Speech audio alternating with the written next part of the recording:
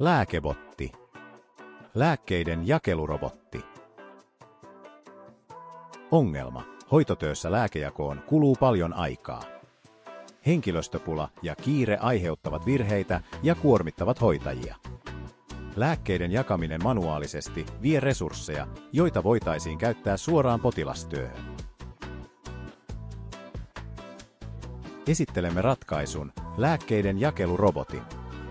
Se tehostaa hoitajien työtä ja varmistaa turvallisen lääkkeiden jakelun. Hoitaja jakaa ja täyttää lääkkeet robottiin, joka toimittaa ne potilaalle hoitajan määrittämän aikataulun mukaan. Potilaan tunnistus varmistaa, että lääkkeet päätyvät oikealle henkilölle. Robotti seuraa lääkkeen ottoa ja voi hälyttää hoitajalle, mikäli lääkkeen otossa ilmenee ongelmia.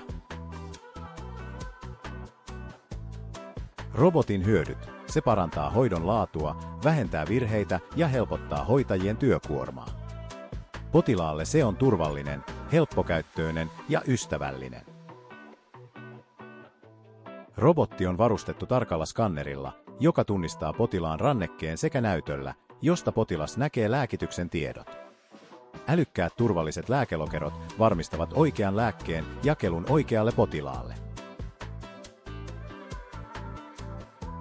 Tämä innovaatio on skaalattavissa sairaaloiden ja hoivakotien osastoille.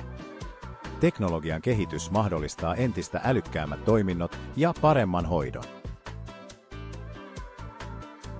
Kiinnostuitko? Tule standillemme juttelemaan ja kuulemaan lisää. Tehdään yhdessä hoitotyöstä tehokkaampaa ja turvallisempaa.